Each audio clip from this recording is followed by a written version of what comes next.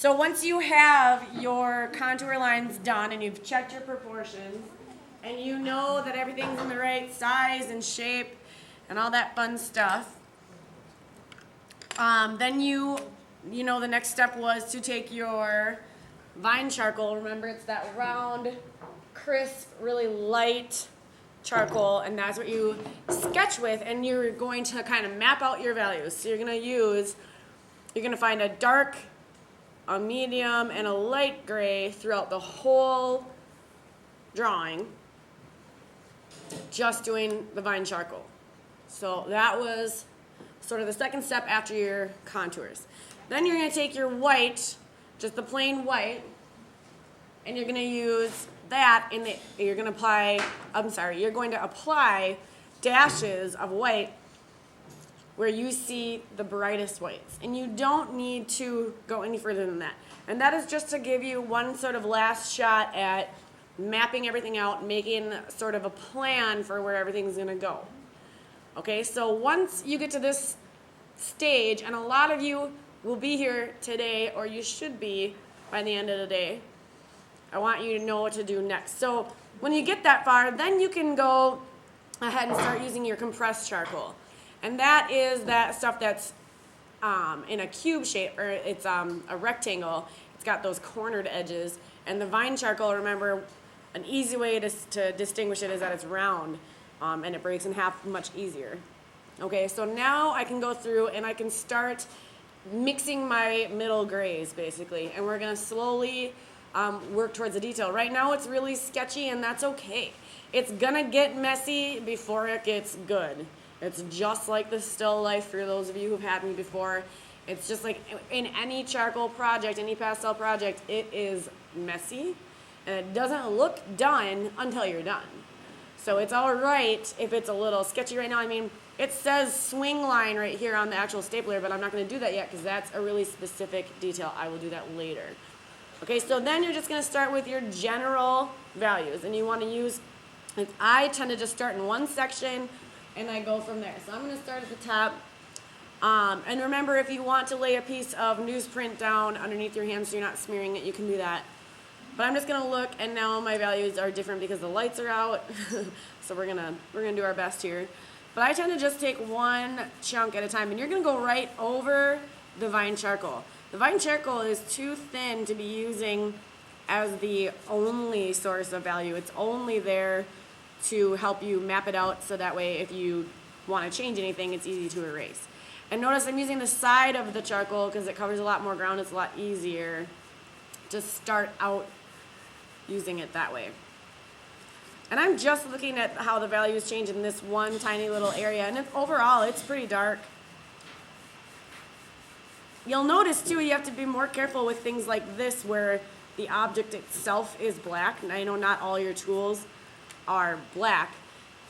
You still want to be looking at the values you see, not the color.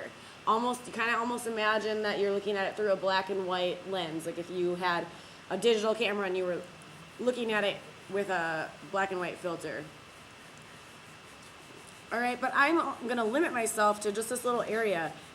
There's a lot going on, and it can be really complicated if you try to draw the whole thing all at once.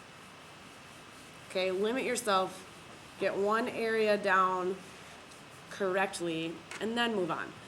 When you're happy with that area, then you move on. I'm going to show you this once, so if you're not going to listen, I'm not going to repeat it for you later.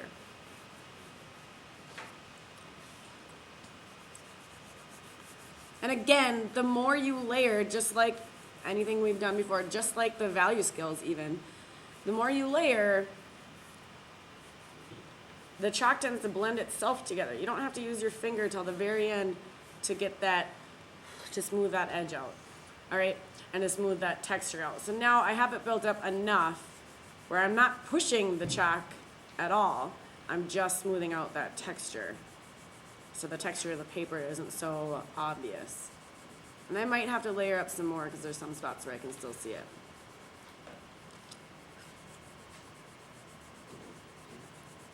But you want to be very careful with that. And again, I'm using all the compressed chalk right now. I'm not using the pencils Remember, that is going to be the very last step, just for the edges. So you don't want to be using either of the pencils for an area that large.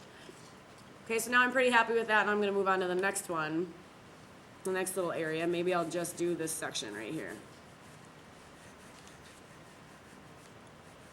And mine's a lot smaller than yours, but notice that it goes off the page. It's using the whole page. You want to make sure that you're drawing large enough so that you are not, so that your drawing basically isn't smack dab in the middle and that's it.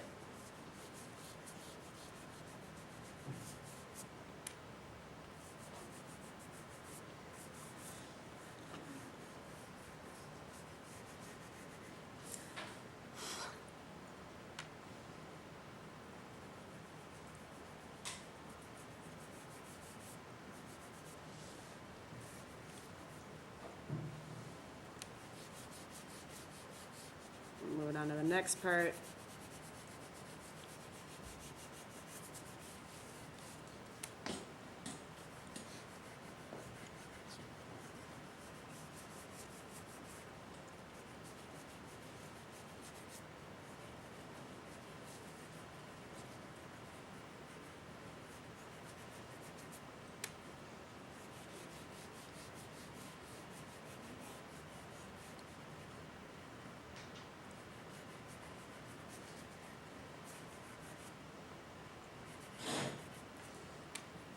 Some of your details are going to be really specific and you're going to want to add those on later. Like I have some really bright highlights that are really specific where the light's catching right there.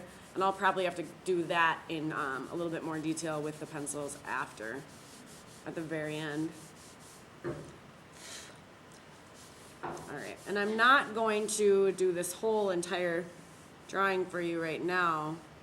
I just want to show you this area right here since I have this done.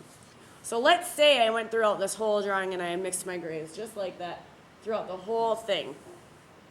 Then finally I would go through with the pencils and I would refine my edges so I can make sure I don't have any outlines. Remember, that's huge, huge, huge, huge in drawing realistically, that when you're drawing something three-dimensional, there should be no black outlines around the edges of anything. It should be your edges, these lines that you see. This line, for example, is made by this dark, dark value over here running into and meeting up with this lighter value. We don't need to have a thick black line dividing it anymore. And that's going to be really important. That is what's going to set your drawing aside from a more primary drawing where you would see those cartoon outlines. And it also helps to make those edges nice and crisp and clear if you have chalk next to chalk. Like right here, if I want to make this nice and smooth, it's not going to work as well until I get my background in. So I have some chalk to kind of smooth it out with. And that tends to make a really, really big difference. There are some exceptions to the rule. If you have an area, if there might be a really skinny area where you see a shadow and it looks like a line because it's so narrow. And that's different. If your shadow is taking on the shape of a very, very, very thin line, that's different than an outline. Your shadow or your reflection, for that matter. But when it comes to the edge of an object, you want to make sure your lines are created, your edges are created by two values running into each other versus just leaving an outline there. So save the pencils for those details, like so.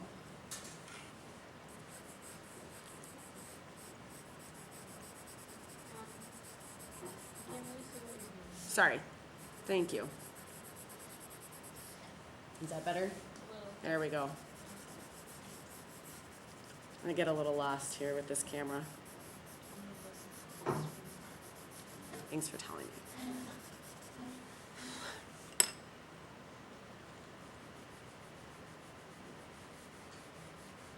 Sometimes the edge is gray, and that can be kind of tricky too, to go back and forth with the pencils to make sure your edge is still the right color or the right value. And you don't want to overuse the white charcoal pencil because it's never quite right. It's got kind of, no matter what brand I buy, it ends up having a little bit of a bluish tint to it.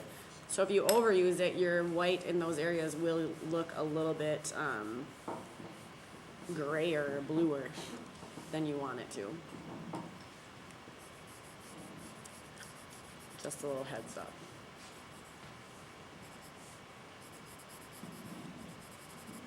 So again, those edges come last. Those edges are just kind of the last detail that you have to deal with. So that can be very frustrating as you're working. A lot of times you want to see that end result right away. You want to know that it's okay and you can move on. So with this drawing, you have to really make sure that you're patient and that you understand that it's not going to happen right away. It will come at the end, though. So for example, again, if I just had this black line all the way across here, that would not be finished. I need to make sure that that blends in with the correct value that should be right here. And sometimes that means going back and forth and back and forth.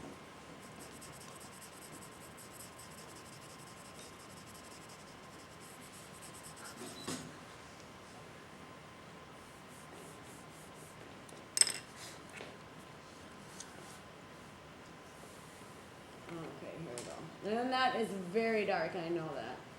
So, one of the things that I'm going to show you right now also, there's a big 407. It says swing line 407. So I'm going to do the 407 because it's easier for me to see right now.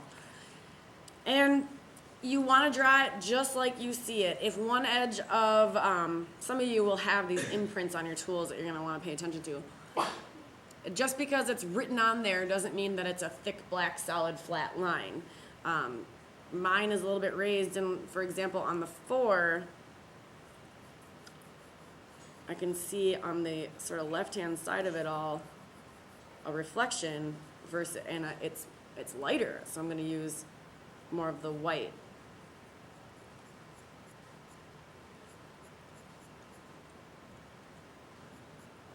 But it's also thicker than that. Because it's already so dark, I'm actually going to make that just a little thicker, and then I'm going to go back over it with the black.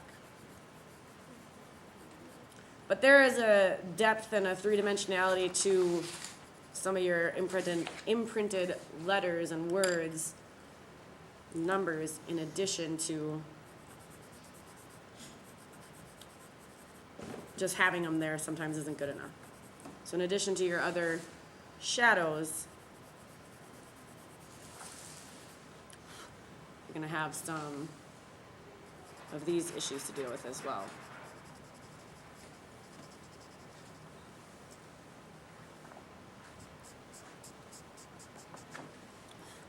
They're subtle, but sometimes these can make their own shadows all by themselves because they are also, like I said, they also have that 3D form.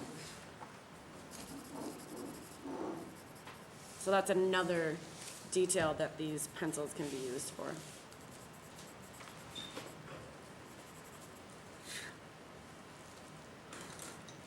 That is a very bad example. Let me see if I can't get it brighter for you. How's that? There we go. That's a little better. Sorry it was so dark before.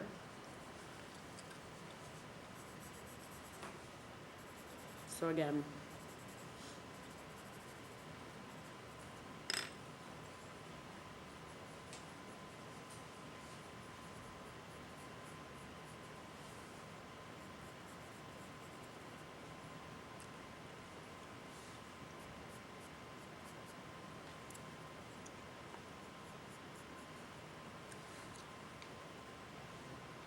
and so on. So I don't need to spend too much more time on that. Be very careful with your edges. And remember that that kind of comes last, and it's very frustrating. These kinds of details, like the words themselves and the letters, you want to do that very last. You want to do that on top of everything. It'll be a lot less stressful for you. Does that make sense? You good? That should take you a few days. Nobody should be doing anything in the background just yet. You want to make sure you have all of this stuff done, and we will talk about the background later. This will take you a couple days, though, before we get that far.